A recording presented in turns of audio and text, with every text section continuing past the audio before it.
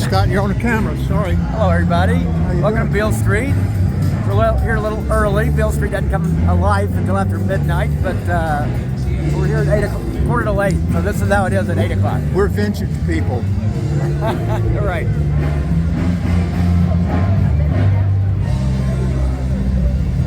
There's Mary. Say hello. Hello. Mary. Where's Matt? Where's Matt? Hello. Matt, are you here? How We're you having doing fun this- on Beale Street. That's Gwen.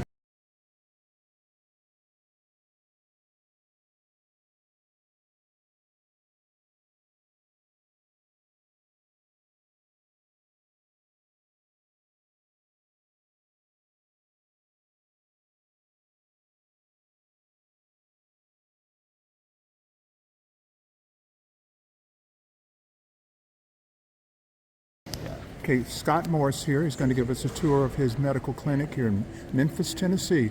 Scott Morris, take it away. All right. So welcome to Crosstown. I was saying when I first walked in here, this building was a warehouse. So I couldn't see my hand in front of my face. So this building had been completely abandoned for almost 30 years.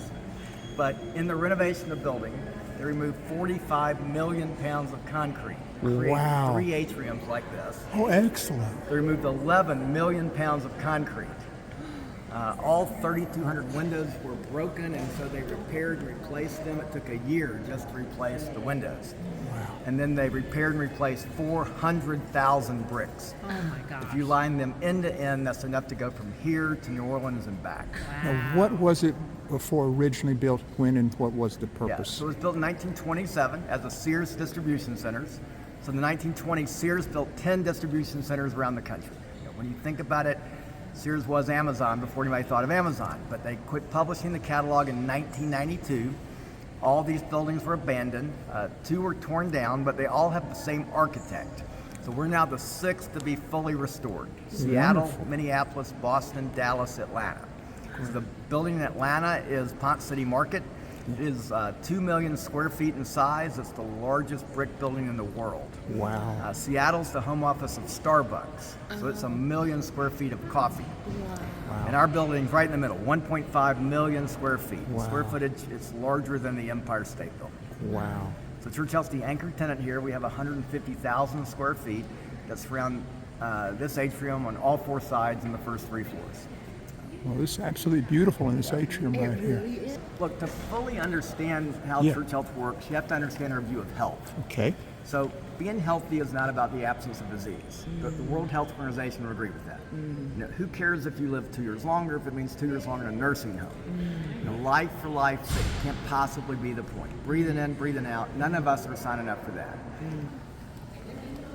Are we in the center of Church Health right now? Is that the, this is right. is that the grand entrance? Entrance to our first floor clinic. Okay.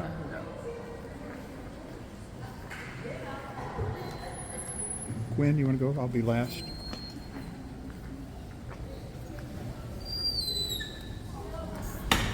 So, Yes. your mother told you are what you eat. She was right. So we believe in culinary medicine. Food is medicine. There's 3 things we do in this kitchen. One is we teach young doctors how to talk to patients about food. So you don't learn squat about nutrition in medical school. Any doctor you know would tell you that's true. So we bring young doctors in here to learn how to teach patients about food, and we do it by turning them into chefs. Oh, great. The second things we do are things related around patients. So a program we have called Cook Well, Be Well, mostly focused on diabetes. And the third thing, and what's going on right now, is we have other groups that come in to use the kitchen to focus on food. So what's happening?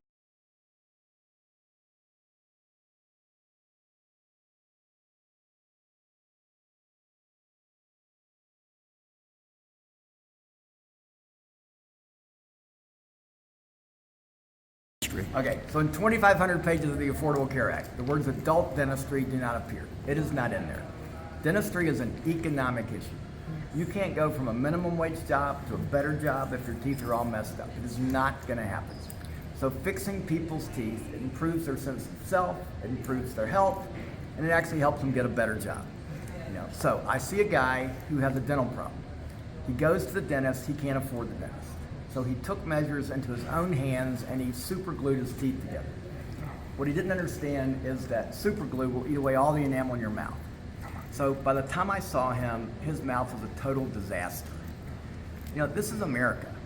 When did it get to be that I'm working? I'm taking care of my family. You have dental pain, one of the worst pains you could have, and your only option is to super glue your mouth. We consider that to be immoral. This is something we should care deeply about, and I'm getting ready to show you that we do. Because we have built the largest freestanding dental clinic in America. Wow. And it's 100% focused on the working uninsured. Great. Now, they're at lunch as well, so you're going to see.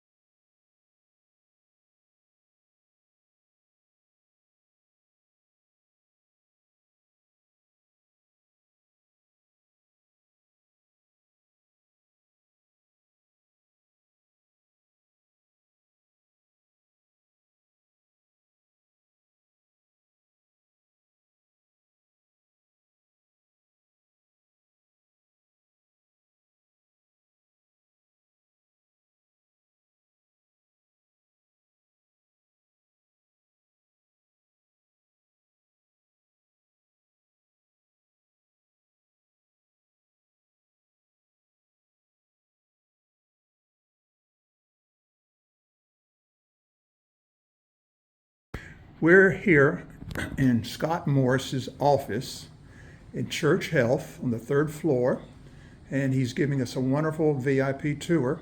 And I wanted to see his office, and I was just so wonderful to see that there is a chair that has a Westminster story with it. There And it is, Westminster, there it is. and you received this as a gift, as a distinguished alum, or tell us more. In 1992. So Church Health had only been open 5 years at the time, so I'm not quite sure why they gave it to me. And he has it in his office in a place of honor, and there's not many, and it's got a plaque on the back. And you want to read it to us Yeah, here? right. It says, what does it say?